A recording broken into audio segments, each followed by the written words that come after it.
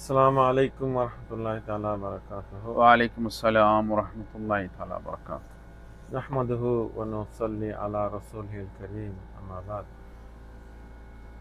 அஊது பில்லாஹி மினஷ் ஷைத்தானிர் ரஜீம். பிஸ்மில்லாஹிர் ரஹ்மானிர் ரஹீம். இன்னல்லாஹ வ மலாயிகத்துஹு யுஸல்லூன அலன் நபி யா அய்யுஹல்லதீன ஆமனூ ஸல்லு அலைஹி வ ஸல்லிமூ தஸ்லீமா. اللهم صل على سيدنا محمد وعلى آل سيدنا محمد وبارك وسلم عليه. اللهم صل على سيدنا محمد وعلى آل سيدنا محمد وبارك وسلم عليه. اللهم صل على سيدنا محمد وعلى آل سيدنا محمد وبارك وسلم عليه. அல்ஹம்துலில்லாஹ். அல்லாஹ்வுடைய கண்ணியத்திற்குரிய நல்லடியார்களே, மெய் வழியினுடைய இன்னொரு வீடியில் உங்கள் அனைவரையும் சந்திப்பதில் மிக்க மகிழ்ச்சி அடைகின்றோம். இந்த வாய்ப்பினை தந்த அந்த அல்லாஹ்வுக்கே எல்லா புகழும். அல்ஹம்துலில்லாஹ் அல்ஹம்துலில்லாஹ். அஊது பில்லாஹி மினஷ் ஷைத்தானிர் ரஜீம். பிஸ்மில்லாஹிர் ரஹ்மானிர் ரஹீம். துன்யா வேலைகளில் சிலவற்றை முடித்து கொண்டு இபாதத்துகளில் ஆரம்பிப்போம் என்று நினைப்பதும் ஒருவித மடத்தனமே ஆகும். துனியா வேலைகளில் ஒன்றை ஒழிக்க அதை பார்க்கிலும் அதிகமான வேலைகள் வந்து கொண்டுதான் இருக்கும். அல்லது திடீரென மௌத்து வந்துவிடும், அல்லது உனது நினைவு மாறிவிடக்கூடும். ஆகையால் ஆகிரத்தின் வேலைகளை பிற்படுத்தாமல் துரிதப்படுத்துவாயாக. எவ்வளோ இதான விஷயம் சொல்றாங்க. துனியாவின் வேலைகள் சிலவற்றை முடிச்சுக்கிட்டு இபாதத்துகளை ஆரம்பிக்கலாம் என்று நினைக்கிறது தான் ஆகப்பெரிய முட்டாள்தனம்.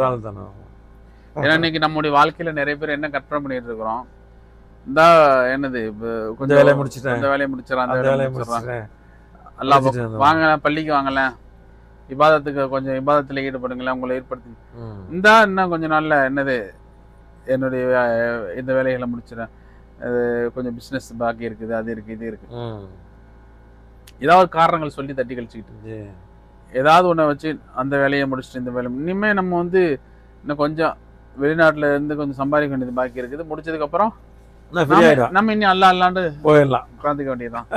இது ஆகப்பெரிய முட்டாள்தனம்னு சொல்லிட்டாங்க. அல்லாஹ் அக்பர். ஏன் நீ அதை விட்டு துனியாவுடைய வேலையை விட்டு நீ மீறவே முடியாது. ஏன்னா ஒண்ணு போக ஒண்ணு என்ன செஞ்சுக்கிட்டு தான் இருக்கும், வந்து கொண்டுதான் இருக்கும். சர்கார் சொல்லுவாங்க, ஒரு கவலை, என்ன கவலை, கல்யாணம் ஆகலையேங்கிற கவலை. நல்ல ஒரு பொண்ணு கிடைக்கணும், நல்ல ஒரு மாப்பிள்ளை கிடைக்கணும், கல்யாணம் துவா செய்யுங்க. சரி, அந்த கவலை எல்லாம் தீர்ந்து ஒரு நல்ல மாப்பிள்ளை கிடைச்சு கல்யாணம் ஆனதுக்கு பிறகு நல்ல குழந்தை வேணும், ஒரு பிள்ளை வேணும், பிள்ளை இல்லையே ரொம்ப நாளா. சரி, பிள்ளையெல்லாம் என்னது அந்த கவலை தீர்ந்ததுக்கு ஒரு பிள்ளைய ஒண்ணு நல்லா கொடுத்துட்டாங்க சொன்னா அது நல்ல பிள்ளையா நான் வளரணும், அந்த கவலை. அப்புறம் அந்த பிள்ளைக்கு என்னது ஸ்கூல்ல சேர்க்கணும், ஸ்கூல்ல எல்கேஜி சீட்டு கிடைக்கணுமா, அது கவலை. அப்புறம் அவன் 10th படிக்கிறான், 10th பாஸ் ஆகணும் கவலை, +2 பாஸ் ஆகணும் கவலை. அப்புறம் +2 பாஸ் ஆகி முடிச்சிட்டான், அப்புறம் அவன் காலேஜ்ல சேர்க்கணுமே ஒரு கவலை, காலேஜ் சேர்த்ததுக்கு அப்புறம் ஒரு நல்ல வேலையை வாங்கி கொடுக்கணுமே ஒரு கவலை, வேலையில நல்ல வேலையெல்லாம் சேர்ந்ததுக்கு அப்புறம் திருப்பி அவனுக்கு ஒரு பொண்ணு பார்க்கணும். என்ன அவன் பொண்ணுக்கு கல்யாணம் முடிஞ்சு அவனுக்கு ஒரு நல்ல குழந்தை, திரும்ப ரிப்பீட். அப்ப என்னைக்கு உன் வேலை ஒலியும், என்னைக்கு உன் வேலையை விட்டு துனியா விட்டு ஒதுங்குவா, நீ என்னைக்கு அல்லா பக்கம் திரும்புறதுங்கிறாங்க. அல்லாஹ் அக்பர். அதான் சொல்றாங்க, துனியா வேலை விட்டு வேலையை செலுத்தினா முடிச்சுட்டு அல்லா பக்கம் திரும்பிடுறான். அது நடக்காது. ஒண்ணு பின் ஒண்ணு வந்துகிட்டே தான் இருக்கும். அப்ப புத்திசாலித்தனம் என்ன, நீ துனியாவுடைய வேலைகளில் ஈடுபட்டு கொண்டு இருப்பதோடு நீ அல்லாஹ்வை என்ன செஞ்சுக்காதுல கனெக்ஷன் பண்ணணும். நீ அல்லாஹுடைய வேலை, அதாவது நீ துனியாவோடு நீ துனியாவுடைய வேலைகளில் நீ ஈடுபட்டிருக்கும் போதே நீ உன்னை அல்லாஹ்வோடும் இணைத்துக்கொள் அப்படிங்கிறாங்க.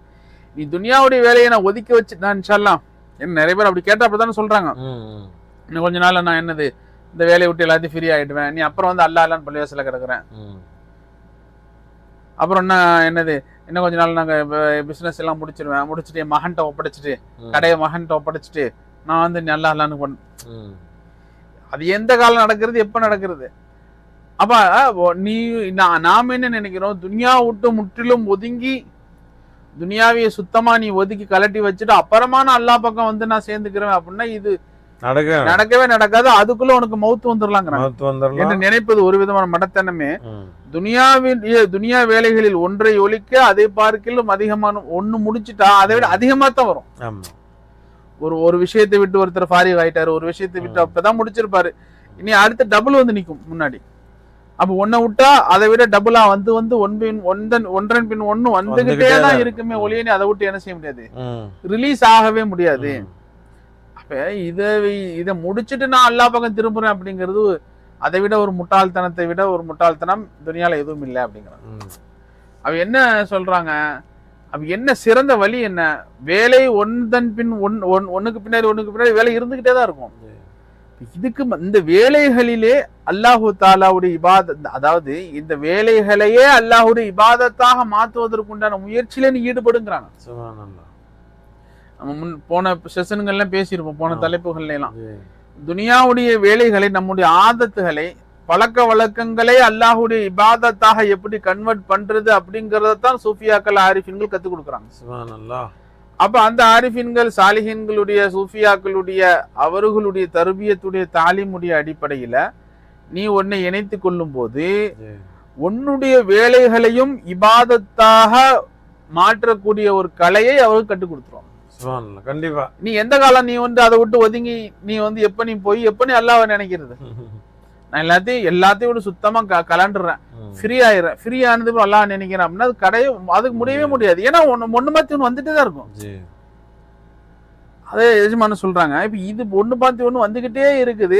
அந்த மாதிரி அது ஒன்ன முடிச்சுட்டு ஒன்ன விட்டு கலரணும், ஒன்ன முடிச்சுட்டு ஒன்ன முடிச்சுட்டு இன்னொன்னு அதை விட்டு கலந்து வந்துடும் நினைச்சிட்டு இருக்கும் போது ஒண்ணு வந்துகிட்டு இருக்கும். அதுக்கு இடையில உனக்கு மவுத்து வந்துடலாம், அல்லது உன்னுடைய நினைவு மாறிடலாம். கண்டிப்பா கண்டிப்பா. ஏன் மவுத்து எப்பன்னு சொல்ல முடியாது. நான் இதை முடிச்சு நாளைக்கு நான் இதெல்லாம் முடிச்சுட்டு அல்லான்னு வந்துடுறேன். நீ என்ன தைரியத்துல இதை முடிச்சுட்டு நீ நாளைக்கு அல்லான்னு போயிடுவேன்னு எப்படி சொல்ற? இதை முடிச்சா மறுவினாடி உனக்கு மவுத்து வந்துருச்சுன்னா யாருக்கு கேரண்டி? அப்ப மவுத்து அல்லாஹு தஆலா யாருக்கு எந்த நேரத்துல எந்த வினாடி வச்சிருக்கிறாங்கிறது அல்லாஹு ஆலம், அல்லாஹ்தான் தெரியும்.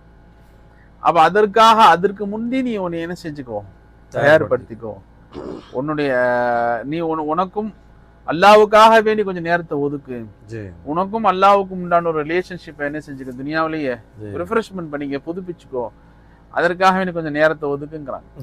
ஒன்னும் மவுத்து வந்து நிஜமான் அப்படி இல்ல, மவுத்து வரல, ஒண்ணு இவருடைய நினைவு மாறிடும். எத்தனை பேர் சுய நினைவு வயசா, அதாவது நினைவு இழந்து போய் எத்தனை பேர் நடைப்பயணமாக வாழ்றாங்கன்னு சொல்லி எவ்வளவு பேர் கேள்வி.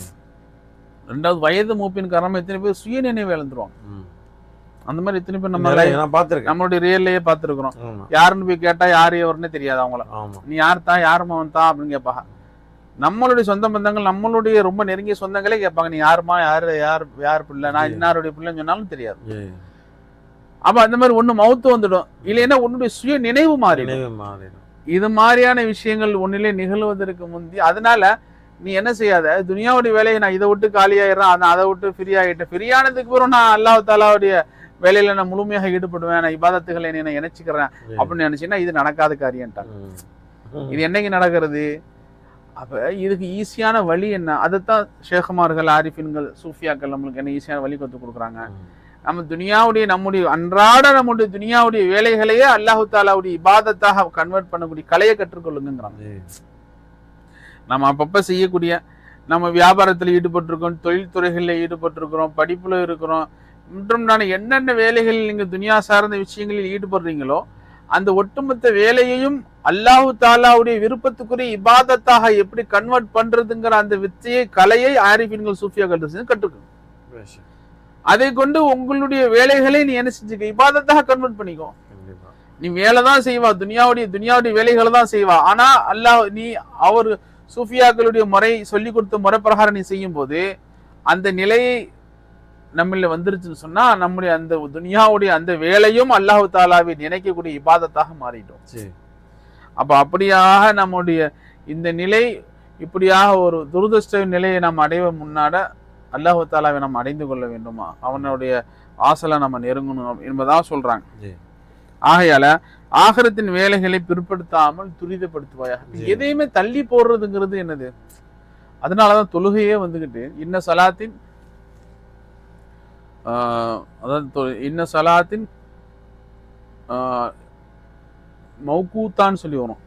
ஒரு இது குரான் ஆயத் அல்லாஹ் குரான்ல சொல்றான். ஒகதல் மூமினின் மூமின்களுக்கு மௌகூத்தான்னு வரும். அதாவது வக்து நிர்ணயம் செய்யப்பட்டது மூமின்களுக்கு.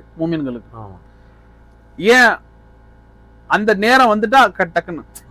அப்ப இபாதத்துகள் என்பது அந்தந்த நேரம் அந்த பிற்படுத்தி போடுறதுங்கிறதே என்னது, இன்னைக்கு நாளைக்கு செய்வோம், நாளை மறுநாள் செய்வோம், அடுத்த நாள் செய்வோம் கூடாது. அந்த பிற்படுத்துதல்ங்கிறது பொதுவாகவே துனியாவுடைய இது இபாதத்துல வச்சுங்களேன், துனியாவுடைய ரீதியிலேயே எந்த ஒரு விஷயத்தையுமே நாளைக்கு நாளை மறுநாள்ங்கிறது பிற்படுத்தி போறதுங்கிறது அதுவே பெரிய சோம்பேறித்தனம். அதுவே வந்துகிட்டு எவ்வளவு பெரிய ஒரு பின்னடைவுங்கிறது நாம வாழ்க்கையில் பார்த்துருக்குறோம் லைஃப்ல எல்லாரும். அப்ப அதே மாதிரி ஆகிரத்துல எந்த ஒரு விஷயத்தையும் பிற்படுத்தி நாளைக்கு நாளை மறுநாளைக்கு நாளான்னைக்கு அதாவது அந்தந்த நேரம் வரும்போது கரெக்டா என்ன செஞ்சு முடிச்சுடு அப்படிங்கிறாங்க. அதனால ஆகிரத்துடைய வேலைகள் ஆகிரத்துக்காக எல்லாம் அல்லாஹு தஆலா நம்மளை இங்க துனியால அனுப்புனதே ஆகிரத்துடைய வேலைக்காக வேண்டியதான். அல்லாஹ் துனியால இங்க நம்மளை கொண்டு வந்ததே ஆகிரத்துடைய வேலைக்காக நீ என்ன உழைக்கணுங்கிறதுக்காகத்தான். அதாவது இந்த துனியா உன்னுடைய நிரந்தரமான இருப்பிடம் இல்ல, ஆகிரத்து தான் உன்னுடைய நிரந்தரமான இருப்பிடம். அப்போ உன்னுடைய நிரந்தர இருப்பிடத்திற்காக வேண்டி இந்த தற்காலிக இருப்பிடத்தை நீ என்ன செஞ்சுக்க பயன்படுத்திக்கோங்கிறாங்க.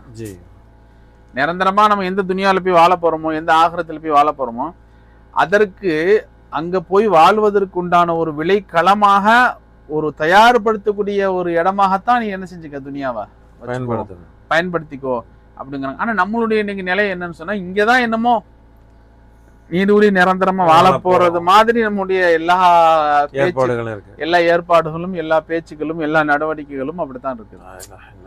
என்னது வீடு வாசல் கட்டுறது, அதை கட்டுறது, இதை வாங்கி போறது, அதை வாங்கி போறது. சில பேரை பார்த்தா மாடியா கட்டுறாங்க. கட்டுங்க வேணும்னு சொல்ல, நிலங்களை என்னது நிலத்துக்கு மேல நிலம் வாங்கி போட்டு மாடிக்கு மாடி வீடு கட்டி எல்லாம் செஞ்சதுக்கு அப்புறம் இதுலயே அவங்க நிரந்தரமா இருந்து கியாமத்து வரையும் அதுலயே இருந்து வாழ்ந்துட போற மாதிரி ஒரு கற்பனை. ஆனா மறு பின்னாடி அதை விட்டு அவரு இருப்பாரா, அதுல நிரந்தரமா இருப்பாரா அப்படிங்கிறது அல்லாஹ்வுக்கு நிச்சயம் இல்லாதது. நம்ம ஷேഖനാய் சொல்லுவாங்க, எத்தனையோ பேர் நம்ம பார்த்துருக்கோம், பார்த்து வர்ணிச்சு வீடு கட்டுவாங்க. வெளிநாட்டுல இருந்து தன்னுடைய முழு வாழ்க்கையும் செலவழிச்சு தன் முழு வாழ்நாளையும் முழு இளமையும் கழிச்சு காசு பணம் சேர்த்து என்ன செஞ்சிருவாரு, வீடு கட்டுவார். பார்த்து அதுவும் வீடு கட்டுவாரு. வீடு கட்டி கடைசியில வீடு எல்லாம் வேலையெல்லாம் முடிஞ்சு வீடு கட்டி குடியேற நேரத்துல அல்லாவுடைய மௌத்து வந்துடும் போயிடுவாரு. அல்லாவுடைய மௌத்து வந்துடும் போயிடும். வீட்டுக்குள்ளோட போக முடியாது. ஆமா சரக்கான கடைசியில அந்த ஜனாசா ஊருக்கு போய் சேரும். சரி காலமெல்லாம் கஷ்டப்பட்டு கட்டின வீடாச்சே, புது வீட்டுல வச்சு ஜனாசா புது வீட்டுல ஜனாசா வச்சு எடுக்கிறது பழைய வீட்டுல வச்சு எடுத்துருங்கன்னு பொண்ணடிச்சு. உண்மைதான். எத்தனை பேர் வாழ்க்கையில பாக்குறோம். காலமெல்லாம் பார்த்து கட்டினாருங்க, ஜனாசாவாவது கொண்டு போய் அந்த வீட்டுல வச்சு எடுத்துட்டு புது வீட்டுல போயிட்டாங்க, அவ்வளவுதான். அங்க வச்சு எடுத்துட்டு போயிடும். புது வீட்டுல ஏன் போட்டு மாதிரி ஜனாசா வைக்க அப்படி எதை நீ பார்த்து கட்டுனீங்க, எதை நீ வர்ணிச்சு ஜோடிச்சியோ அதுல ஒரு வினாடி கூட உன்னை அல்லாஹ் அங்க வச்சு பார்க்க அல்லாஹ் ஆசைப்படலாம். அப்ப இப்படி நிரந்தரமற்ற உலகத்துக்காக நீ இவ்வளவு பாடுபடுறான், இவ்வளவு துணிகிறான். அப்ப நீ பாடுபட வேணான்னு சொல்லல, பாடுபடுங்கிறாங்க. நீ அந்த செய்யக்கூடிய அந்த செயலை, நீ அதற்காக வேண்டி பாடுபடக்கூடிய அந்த நிலையை அல்லாஹ்வுடைய நினைவோடு கனெக்ஷன் பண்ணுங்கிறாங்க. ஒரு வீடு ஒருத்தர் வீடு கட்டுறாரு, எஜமான வீடு கட்டுறாருன்னு சொன்னா எதுக்காக கட்டுறாரு? தனக்காக கட்டுறாரு, தன் குடும்பத்துக்காக கட்டுறாரு. அந்த வீடு கட்டக்கூடிய ஒவ்வொரு நிலைகளிலேயுமே சூஃபியாக்கள் ஷேഖமார்களுடைய தாலிம் தர்பியத்தின் அடிப்படையில இவர் அந்த அவங்க சொல்லி கொடுத்த அந்த நிலை அல்லாஹ்வுடைய நினைவோடு அந்த வீட்டுடைய ஒவ்வொரு செங்கலையும் அவன் ஒன்னு சேர்த்து அந்த வீட்டை கட்டியிருந்தான்னு சொன்னா, இப்ப அவன் ஒரே கல்லுல 2 மாங்கா. ஒண்ணு இந்த துனியாவுல அவனும் குடும்ப குட்டியும் வாழ்றதுக்காக வேண்டி அந்த வீட்டை கட்டினான். 2வது அந்த வீட்டை கட்டக்கூடிய அந்த செயல்பாடுகள்ல அந்த நிலைகள்ல அல்லாஹ்வுடைய நினைவை ஜாயின் பண்ணி ஆகிறதுக்கான தன்னுடைய உழைப்பையும் செஞ்சுக்கிட்டான். அப்ப ஆகறதுக்கான விளை ஆகறதுக்கு இவனுக்கு வெற்றி கொடுக்கக்கூடிய இறை நினைவையும் அந்த வீட்டுடைய நிசுபத்தில் இவன் பெற்றுக்கொண்டான். துனியாவினுடைய அவனுடைய வாழ்வாதாரத்துக்கு உண்டான அந்த வீட்டையும் இந்த என்னது அதையும் துனியாவில் பெற்றிருக்கான். ரெண்டுமே கிடைச்சிருச்சு. அப்ப இதைத்தான் என்னது சூஃபியாக்கள் சொல்றாங்க. அப்ப நீ இப்ப நாளைக்கு நாளை மறுநாள் தள்ளிப்படாத. அப்ப அதுக்கு என்ன, நீ அதுக்கு ஆரிஃபின்கள்கிட்ட தான் வரணும். வந்து துனியாவுடைய இந்த அலுவல்களையும் துனியாவுடைய வேலைகளையும் இறை நினைவை ஏற்படுத்தக்கூடிய வேலையாக எப்படி கன்வெர்ட் பண்றதுங்கிறத அவர்களிடம் வந்துதான் கற்றுக்கொள்ள முடியும். கத்துக்கிட்டோம்னு சொன்னா நாம் துனியாவுடைய வேலைகளில் ஈடுபட்டிருக்கும் அதே நேரத்தில் இறை நினைவிலும் இறைவனுடைய இபாதத்திலும் கழிக்கக்கூடிய பாக்கியம் கிடைக்கும். இல்லைன்னு சொன்னா நான் இதையெல்லாம் செஞ்சு முடிச்சுட்டு நான் அப்புறமா அல்லா பக்கம் வந்துடுவேன், அல்லான்னு வந்துடுவேன்னு சொல்லிட்டு நீ இதை விட்டு ஒன்னை விட்டு ஒன்னு பக்கம் நீ வரணும்னு சொன்னா அது என்னது, அது நடக்காத காரியம். ஒன்றன் பின் ஒன்று வந்துகிட்டே தான் இருக்கும்.